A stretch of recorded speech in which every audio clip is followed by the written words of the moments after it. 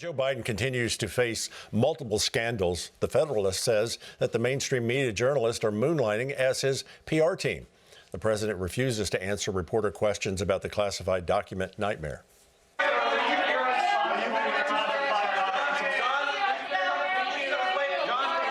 Will you commit to speak to the special counsel? Thank you so much. Thank you. Let's go. Thank you. Thank you. The post is over.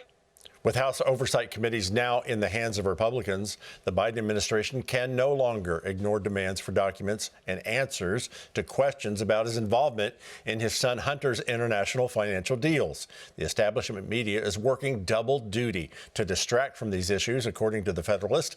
Other ways the media is deflecting include attempting to gain sympathy for Hunter Biden's past tribulations, blaming Donald Trump, and pivoting to inflation or other real problems. Tim? Okay, we are pleased to welcome back to Victory News the host of Human Events Daily and contributor for Turning Point USA, Jack Posobiec. Jack, things are not really looking good for Joe Biden. The border is getting worse after his visit, and now the classified document disaster. Some are seeing this as an opportunity for the Democrats to push him out before 2024. Do you think that's the case? That's what's going on here? And if so, who would they want as his replacement? Well, I think it's very interesting that you're now seeing elements within the United States government, particularly the national security agencies, turn their sights on President Biden. I mean, are we really supposed to think that for over a decade he had these documents in his garage and we're only just now finding out? I don't buy that story. I think that's a cover story.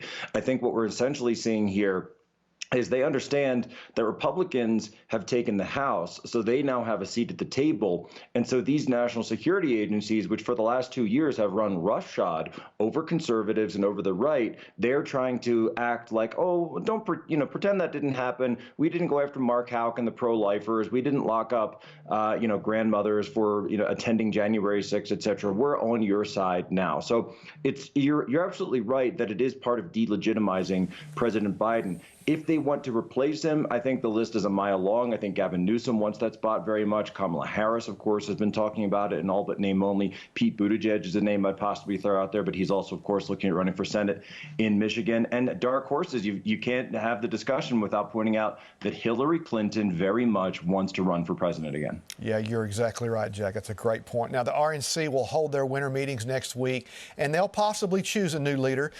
Do you think, in your mind, is it time for a new leadership there? And what are your thoughts on who may win that chair race?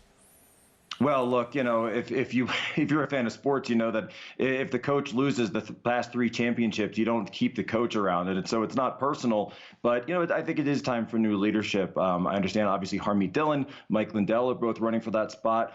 2 people I admire a lot. I think Harmeet's done a lot of the legal work, the legal legwork behind a lot of these RNC cases. Of course, Mike Lindell's been out there fighting so many fights in legal battles. And so I've heard a lot of support behind Harmeet. I know as a member of the 168, she is somebody that a lot of people are talking about. But at the same time, people need to understand that this is very much a behind closed doors, possibly formally smoke-filled room where they make this decision. There's a lot of money that changes hands because of the vendors of the RNC. And so if Ronna McDaniel is able to stay in, understand this, it is because of those financial factors. And not a whole lot of transparency. That's a really good point as well. You've released a great 3-part Human Events Daily podcast called The Antifa Files.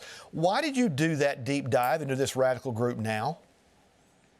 Well, thank you so much. With the Christmas break upon us that had just passed, we sat down and wanted to sit and go back into some of these groups. We did a China Files 4-part, 5-part series. We did the 3-part series on Antifa.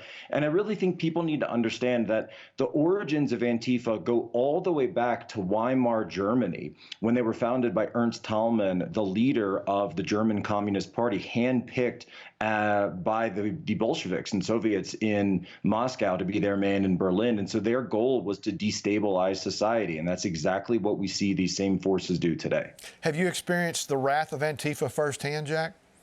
Well, they've tried. They've certainly tried on many occasions. But let's just say that I've always got the upper hand on that. The world elites have descended on Davos, Switzerland. Can anything good come from the World Economic Forum for the United States? Well, I think there is good that can come out of the World Economic Forum because it gives us an opportunity to see who the leaders of the Western world actually are, what their plans are. That they've really keep in mind these plans have been in place for years and years, and they come out and say poly crisis, and there's always a new crisis, right? There's a climate crisis and the COVID crisis, and now it's the poly crisis, and so gender crisis. I'm sure will be the next one, and so they roll these things up, but the agenda stays the same.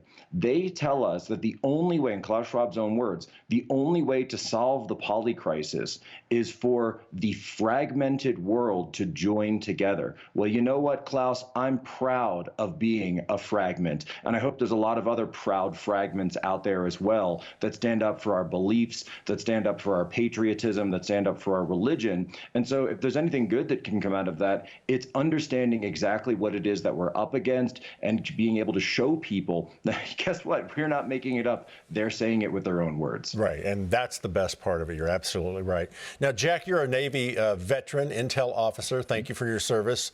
With all the attention on China as a rival and threat, we don't hear much about China's naval presence in Central and South America, even building a base in Argentina. Just how serious is this?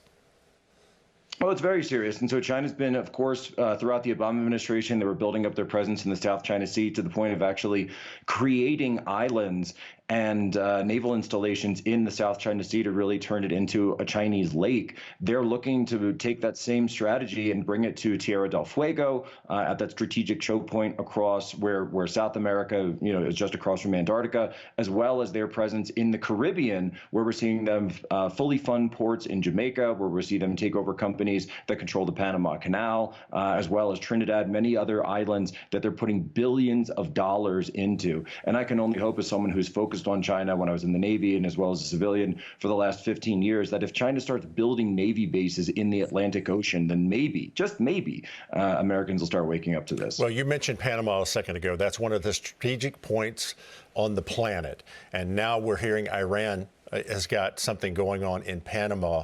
That's too close to home for the #1 sponsor of terrorism around the world. You agree? Well, the United States should never have given back the Panama Canal. We built it. We should have always maintained control of it. It's as simple as that. Yeah, absolutely true. Jack, thank you so much for the truth and the insight you bring, and thanks for being with us today.